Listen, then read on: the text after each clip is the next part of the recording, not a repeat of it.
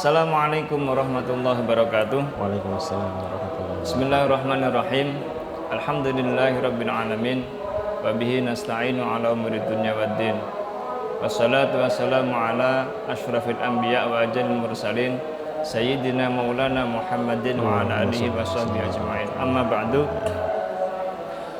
Saudaraku muslim muslimat rahimakumullah, berjumpa lagi.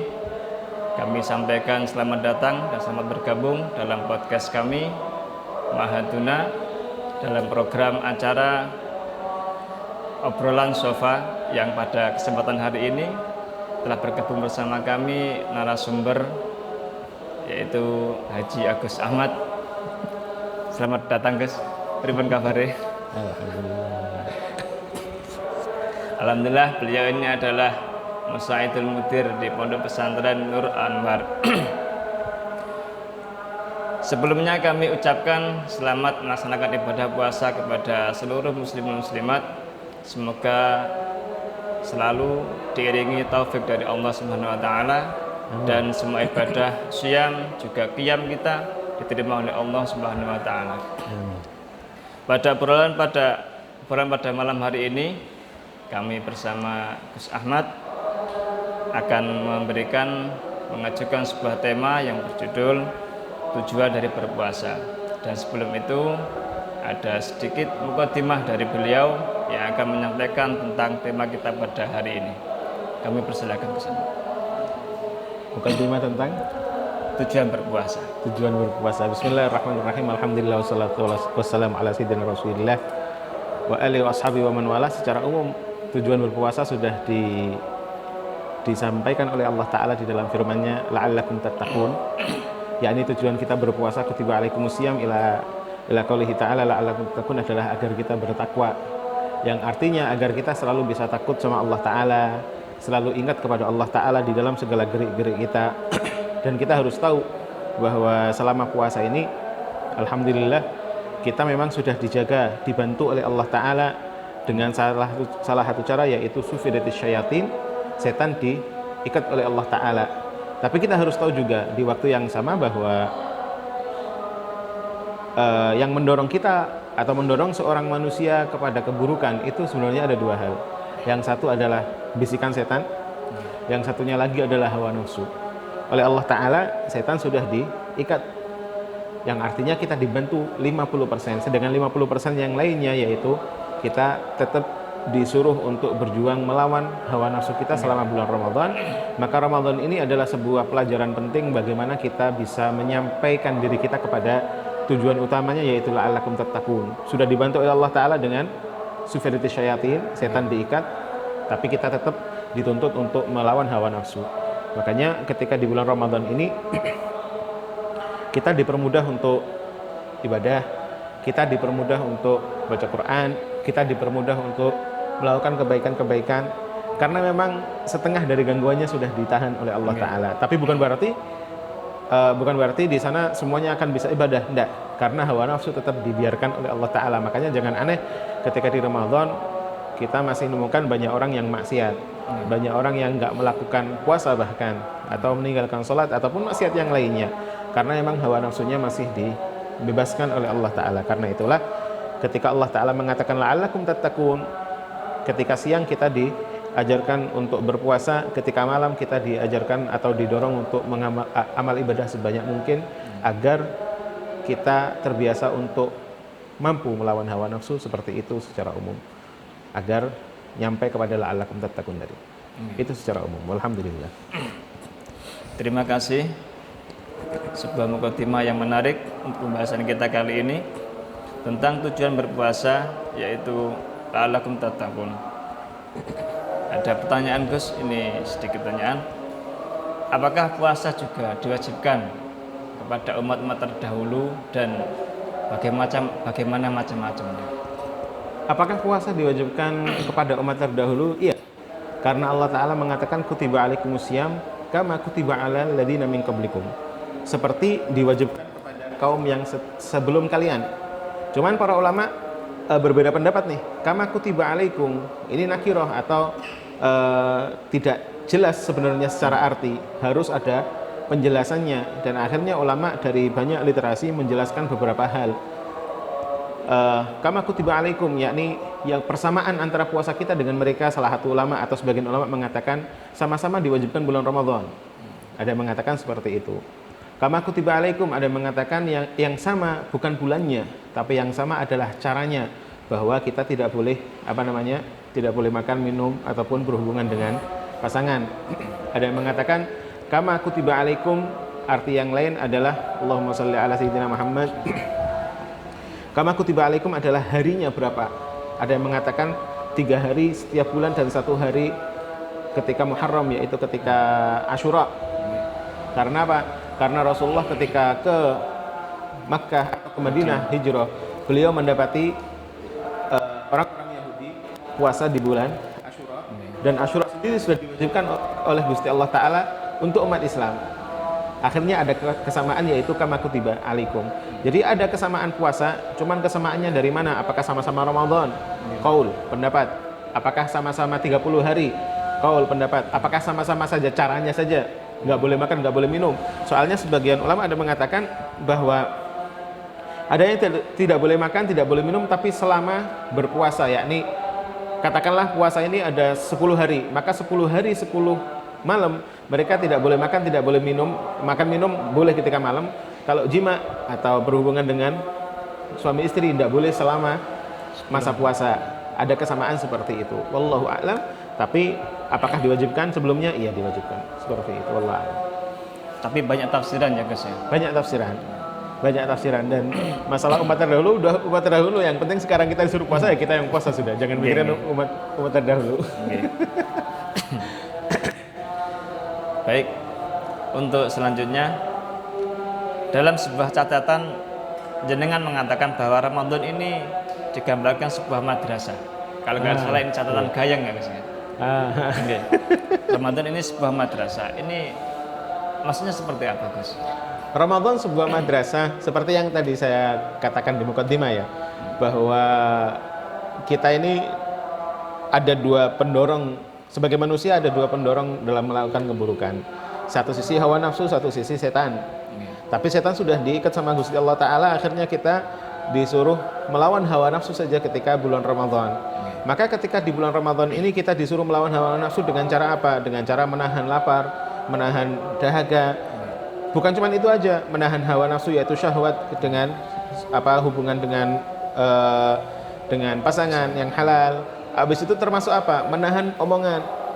Rasulullah di salah satu hadis mengatakan bahwa banyak orang yang berpuasa tapi tidak mendapatkan apa-apa kecuali lapar dan dahaga saja. Kenapa ya Rasulullah? Karena la yada' qaula zur, karena tidak meninggalkan omongan yang bohong. Padahal omongan bohong ini termasuk hawa nafsu yang juga harus dihindari. Maka ketika puasa ini dikatakan madrasah, memang puasa ini membangun kepribadian seorang muslim yang tangguh dalam melawan hawa nafsunya. Makanya ketika Ramadan kita disuruh melawan hawa nafsu dan insya Allah berhasil. Makanya nanti ketika lepas Ramadan diharapkan bisa selalu untuk berhasil menahan hawa nafsunya sampai insya Allah ketemu Ramadan lagi jika diberikan sama Gusti Allah Ta'ala, atau sampai meninggal kalau emang tidak ketemu sama Ramadan, seperti itu. Maka secara umum memang madrasah yang mendidik kita agar bisa melawan hawa nafsu secara umum. La'allakum tattaqun. Tujuannya memang la'allakum tattaqun. Jadi la'allakum tattaqunnya sebagai apa ya? Sebagai ijazah kelulusannya. Sertifikat. Tapi ijazah kelulusannya dapatnya dari mana? Ya, selama puasa ini mau ngapain? Seperti itu. Terima kasih. Alhamdulillah. Menarik. Kita masuk ke pertanyaan selanjutnya, Gus. Silakan. Bismillahirrahmanirrahim. Monggo. Jika tujuan berpuasa adalah menjadi orang yang bertakwa, bagaimana takwa itu bisa memperbaiki hubungan tidak hanya sama Allah tapi juga ma'annas, sesama manusia? Bagaimana peran puasa tadi? Bertakwa memang kita secara umum ya, takwa itu rasa takut kita kepada Allah Ta'ala. Tapi kita harus tahu bahwa rasa takut kita kepada Allah Ta'ala itu bisa mengatur kita bukan cuman di hadapan Allah Ta'ala, tapi di hadapan orang lain. Karena ketika kita berinteraksi sama orang lain, kita berinteraksi dengan siapapun, hakikatnya kita tetap dinilai oleh Allah Ta'ala. Kalau emang kita takut sama Allah Ta'ala ketika sholat, ketika ibadah, ketika puasa, ketika mendekatkan diri kepada Allah Ta'ala, maka kita juga akan tetap takut kepada Allah Ta'ala ketika ketemu sama orang lain. Ngomong dijaga, soalnya omongan saya diawasi oleh Allah Ta'ala. Sikap saya dijaga, sikap saya diawasi oleh Allah Ta'ala. Bahkan ketika saya ngomong sama orang pun, hati pun dijaga. Kenapa? Karena saya sadar bahwa hati saya diawasi oleh Allah Ta'ala. Makanya ketika dikatakan la'allakum tattaqun sebagai tujuan puasa, la'allakum tattaqun ini bukan cuman agar kamu senang ibadah, agar kamu senang nyembah, bukan seperti itu, tapi memperbaiki seluruh kehidupan kita. Makanya kalau memang pertanyaannya memperbaiki hubungan kita dengan Allah dan juga dengan manusia, ya memang itu tujuannya orang bertakwa. Nggak ada orang bertakwa dia hanya di masjid saja soleh, tapi di luar masjid nggak soleh, nggak ada. Ketika dia bertakwa, dia soleh, maka di dalam masjid dia soleh, di luar masjid dia soleh. Sendiri soleh, sama orang lain juga soleh. Dengan diri sendiri soleh, dengan orang lain pun soleh, seperti itu. Saya jadi teringat makalah jenengan bahwa berusaha untuk tetap khusyuk dalam salat itu bagus, tapi berusaha tetap khusyuk di luar salat itu jauh lebih bagus gitu. Seperti itu ya orang. Ya ini berusaha khusyuk di luar salat, ini berusaha selalu kita ini diawasi. Seperti itu. Menarik. Ini masuk ke pertanyaan keempat, Gus. Masih lanjut Gus. Apa ciri-ciri atau indikasi bahwa seseorang itu dikatakan sukses atau berhasil dalam melaksanakan ibadah puasa Ramadannya, Gus? Ciri-ciri seorang dikatakan sukses melakukan Ramadan ataupun melakukan semua ibadah adalah ketika semua ibadahnya mendapatkan qabul, diterima sama Allah Ta'ala. Dan tanda sebuah ibadah itu qabul atau diterima adalah ketika seseorang tersebut beribadah bukan hanya karena ritual, beribadah bukan karena gerak-geriknya saja, tapi beribadah karena kesadaran dan dorongan dari hati. Dia tahu ketika sholat, yang paling penting dari sholatnya bukan hanya jungkat-jungkitnya, bukan hanya naik turunnya, sujud rukuknya. Sujud rukuk penting karena ini adalah perintahnya Allah Ta'ala. Tapi dorongannya apa? Apakah dorongannya karena omongan tetangga? Apakah dorongannya karena adat, kebiasaan, karena takut dianggap sebagai orang yang nggak sholat? Kalau masih dorongannya seperti itu, masih belum mendapatkan sirrul qabul.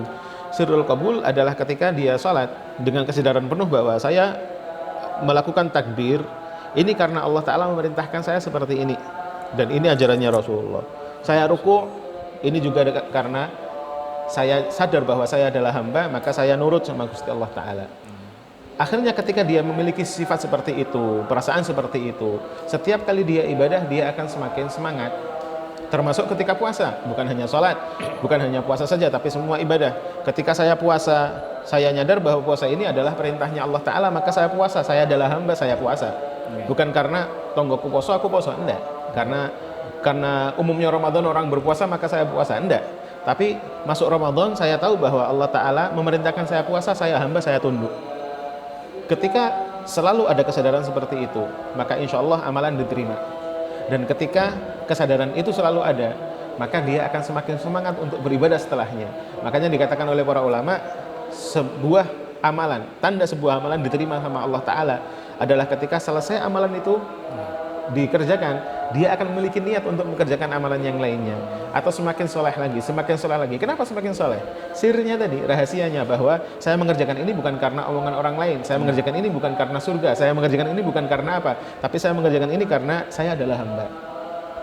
Maka saya nurut.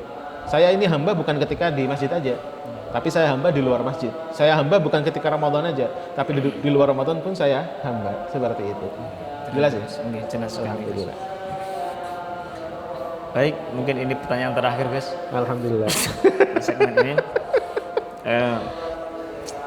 Bagaimana caranya agar amaliyah selama Ramadan yang sudah kita usahakan, kita upayakan ini bisa tetap terjaga di luar Ramadan nanti, guys? Soalnya kan biasanya itu Lebaran itu ya lebar semuanya, guys. Lebar ya. Lebar semuanya. Lebar maris. Gimana caranya menjaga agar keadaan kita yang insya Allah ketika Ramadan ini soleh, insya Allah Ramadan ini api, gimana keadaan tersebut terus terjaga sampai di luar Ramadan? Ya kalau ada sirul qabul tadi. Kalau ada sirul qabul tadi, ya ini ketika kita memang merasa Ramadan ini adalah momen saya kembali kepada Allah, momen bahwa saya ini membuktikan bahwa saya ini hamba. Ketika perasaan tersebut, cara pikir tersebut bahwa saya adalah hambanya Allah Ta'ala di Ramadan ataupun di luar Ramadan selalu ada, maka otomatis di luar Ramadan pun dia akan tetap menjaga Ramadannya. Kita harus ingat bahwa oleh Allah Ta'ala Ramadan ini dikatakan ayyaman ma'dudat, hari-hari yang terbatas, yang ketika sudah kita lewati ya sudah seakan-akan sangat cepat sekali. Seperti itu juga kehidupan dunia. Kita hidup di dunia ini 60 tahun, 70, 80 tahun, sekitar itulah. Tapi ketika sudah mati semuanya, nanti di akhirat mereka semua akan menyadari bahwa oh ternyata sangat pendek sekali. Bahkan mereka nanya, kita kemarin di dunia cuma sehari atau 2 hari? Ada yang mengatakan setengah hari aja ketika di akhirat. Kenapa? Karena sesuatu yang sudah lewat akan terasa sangat cepat. Semisal kita sekarang ngomong, dulu saya kecil, padahal kayak baru kemarin. Padahal apa? Sudah lama perasaan kita. Tapi ketika sudah lewat sudah habis. Maka kita harus tahu, ketika orang di akhirat akan menyesal kenapa kehidupannya di dunia banyak dosanya semisal. Dan seharusnya dia di dunia, dia sadar bahwa di dunia seharusnya dia beramal baik. Maka kita harus tahu Ramadan juga sama. Ramadan ayyaman ma'dudat. Gunakan sebaik mungkin. Nanti kalau keluar Ramadan kita sudah kehilangan ayyaman ma'dudat yang sudah dijatah kebaikan yang sangat besar oleh Allah Ta'ala ini, jangan sampai menyanyiakan. Makanya dikatakan oleh guru kami Sayyid Ahmad Al-Maliki, beliau mengatakan jadikan dunia ini semuanya Ramadan, dan nanti Idul Fitrinya ketika kita masuk surga. Allahumma amin. Seperti itu. Yakni Ramadan, tapi setelah itu Idul Fitri itu gambaran kecilnya ketika kita nanti di surga. Yakni Ramadan kita ibadah, Ramadan kita baca Quran, Ramadan kita salat, Ramadan kita banyakin kebaikan. Habis itu kita Idul Fitri, tinggal bahagianya kan, seperti itu. Nah, dunia juga seperti itu. Di dunia ini kita banyak ibadah, di dunia ini kita banyak ngadep sama Gusti Allah Ta'ala. Insya Allah kalau sudah wafat dan nanti di husnul khatimah insya Allah, begitu masuk akhirat, ini adalah hari rayanya seperti itu. Alhamdulillah. Terima kasih Gus, pembahasan yang sangat menarik. Alhamdulillah. Juga insya Allah sangat bermanfaat bagi kami semua. Dan untuk sesi terakhir yaitu closing dari jenengan sebelum kita tutup acara pada kesempatan hari ini. Closing dari saya. Bismillah, alhamdulillah, salam ala rasulillah.